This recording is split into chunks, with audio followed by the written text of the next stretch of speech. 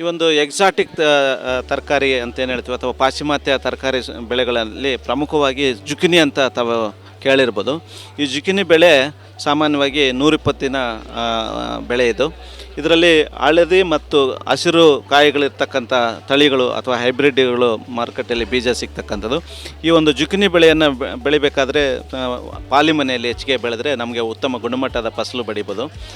ಈಗಾಗಲೇ ಹೇಳಿದಾಗೆ ಪಾಲಿಮನೆ ಮತ್ತು ನಿಖರ ಬೇಸಾಯ ಪದ್ಧತಿಯ ಅನುಕೂಲಗಳೆಲ್ಲ ತಮಗೆಲ್ಲ ಸವಿಸ್ತಾರವಾಗಿ ಹೇಳಿದ್ದೀನಿ. ಹಾಗಾಗಿ ಈ ಒಂದು ಜುಕಿನಿಯನ್ನು 60 ಸೆಂಟಿಮೀಟ್ರ್ ಏನು ಒಂದು ನಾವು ರೈಸ್ ಬೆಡ್ ಅಂತ ಏನು ಹೇಳ್ತೀವಿ, ಏರು ಮಡಿಗಳನ್ನು ಮಾಡಿಕೊಂಡು ಅದರಲ್ಲಿ ಡ್ರಿಪ್ಪು ಮತ್ತು ಪ್ಲಾಸ್ಟಿಕ್ ಹೊದಿಕೆ ಮತ್ತು ಹನಿ ನೀರಾವರಿ ಜೊತೆ ರಸಾವರಿ ಪದ್ಧತಿಯನ್ನು ಅಳವಡಿಕೆ ಮಾಡಿಕೊಂಡು ಈ ಜುಕಿನಿ ಬೇಸಾಯನ ಮಾಡ್ಬೋದು ಪಾಲಿಮನೆಯಲ್ಲಿ.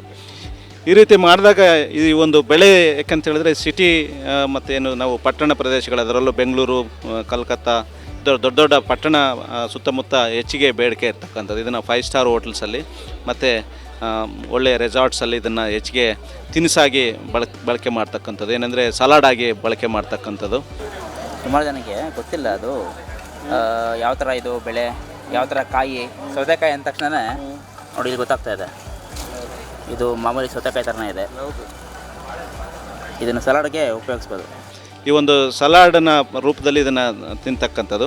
ಇದರಲ್ಲಿ ಅನೇಕ ಪೋಷಕಾಂಶಗಳ ಸಹ ಆಗರವಾಗಿ ಸಿಗ್ತಕ್ಕಂಥದ್ದು. ಜೊತೆಗೆ ಈ ಹಳದಿ ಜುಕಿನಿಯಲ್ಲಿ ಹಳದಿ ಕಾಯಿನಲ್ಲಿ ಹೆಚ್ಚಿಗೆ ವೈಟಮಿನ್ ಎ ಅಂಶ ಸಿಗ್ತಕ್ಕಂಥದ್ದು. ಹಾಗಾಗಿ ಇದನ್ನು ಸಲಾಡಾಗಿ ಬಳಕೆ ಮಾಡ್ತಕ್ಕಂಥದ್ದು. ಈ ಒಂದು ಜುಕಿನಿಯನ್ನು ನಾವು ಪಾಲಿಮನೆಯಲ್ಲಿ 1 ಎಕರೆ ಪಾಲಿಮನೆಯಲ್ಲಿ ಬೆಳೆದ್ರೆ ನಿಮ್ಗೆ ಆಲ್ಮೋಸ್ಟು 12-13 ಟನ್ ಈ ಒಂದು ಜುಕಿನಿಯನ್ನು ಪಡಿಬೋದು. ಇದು ಸರಾಸರಿ ನಾವು ಮಾರುಕಟ್ಟೆ ಧಾರಣೆ ನೋಡೋದಾದರೆ ಸರಾಸರಿ 30-50 ರೂಪಾಯಿ ತಕ್ಕನ 1 ಕಿಲೋ ಜುಕಿನಿಗೆ ಸಿಗ್ತಕ್ಕಂಥದ್ದು.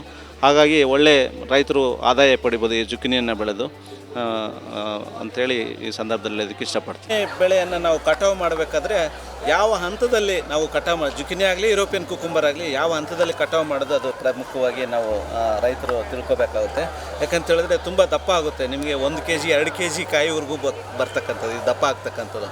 ಆ ಹಂತದಲ್ಲ ನಾವು ಕೇವಲ ಒಂದು ಕಾಯಿ ಒಂದು 100-150 ಗ್ರಾಮ್ ಅಥವಾ ಮ್ಯಾಕ್ಸಿಮಮ್ 150 ಗ್ರಾಮ್ ಇದ್ದಾಗ ಈ ಒಂದು ಜುಕಿನಿ ಕಾಯಿಗಳನ್ನು ಕಟಾವು ಮಾಡಿ ನಾವು ಮಾರುಕಟ್ಟೆ ಮಾಡಬೇಕಾಗುತ್ತೆ ಅಥವಾ ತಿನ್ನೋದಕ್ಕೆ ಬಳಕೆ ಮಾಡಬೇಕಾಗುತ್ತೆ. ಹಾಗೆ ಆ ಹಂತದಲ್ಲಿ ಇದು ತಿನ್ನೋದಕ್ಕೆ ಸೂಕ್ತ ಅಂತೇಳಿ ಭಾವಿಸ್ತೀನಿ.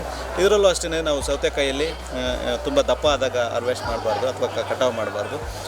ಇದು ಬೀಜ ಬಲಿಯೋದಕ್ಕೆ ಮುಂಚೆ ಅಥವಾ ಸ್ವಲ್ಪ ಒಂದು ಏನು ಅದರ ಕಾಯಿಯ ಬಣ್ಣ ಬದಲಾಗೋಕ್ಕೆ ಮುಂಚೆ, ಹಳದಿ ಬಣ್ಣಕ್ಕೆ ಬದಲಾಗೋಕ್ಕೆ ಮುಂಚೆ ನಾವು ಇದನ್ನು ಕಟಾವು ಮಾಡಬೇಕಾಗುತ್ತೆ. ಹಾಗಾಗಿ ಇದರಲ್ಲಿ ಪ್ರಮುಖವಾಗಿ ನಾವು ಈ ಕಟಾವಿನ ಹಂತ ತಿಳ್ಕೊಳ್ಳೋದು ಅತಿ ಪ್ರಾಮುಖ್ಯತೆ ಇದರಲ್ಲಿ ಇರ್ತಕ್ಕಂಥದ್ದು. ಇಲ್ಲೇನು ನೀವು ನೋಡ್ತಾ ಇದ್ದೀರಾ, ಈ ಕಾಯಿ ಈ ಕಟಾವಿಗೆ ಬಂದಿರುವ ಹಂತ. ಸರಿಯಾಗಿ ಈ ಒಂದು ಹಂತದಲ್ಲಿ ಕಟಾವು ಮಾಡಿದ್ರೆ ನೀವು ಇದು ಬಳಕೆಗೆ ಸೂಕ್ತವಾಗಿರ್ತದೆ ಮತ್ತು ಮಾರಾಟ ಮಾಡಿದಾಗಲೂ ನಿಮಗೆ ಹೆಚ್ಚಿನ ಲಾಭ ಬರುತ್ತೆ. ನೋಡಿ ಕಾಣಿಸ್ತಿದೆಯಲ್ಲ, ನೋಡಿ ಇದು ಈ ಹಂತ ಕಟಾವಿಗೆ ಹೆಚ್ಚು ಸೂಕ್ತ. ಇದು ಹಳದಿ ಕೂಡ, ಈ ಹಳದಿ ಕೂಡ ಅಷ್ಟೇ ಈ ಒಂದು ಹಂತದಲ್ಲಿ ಕಟಾವು ಮಾಡಿದ್ರೆ ಇದು 150 ಗ್ರಾಮಿಂದ 200 ಗ್ರಾಮ್ ಈ ಒಂದು ಹಂತ ಕಟಾವಿಗೆ ಹೆಚ್ಚು ಸೂಕ್ತ.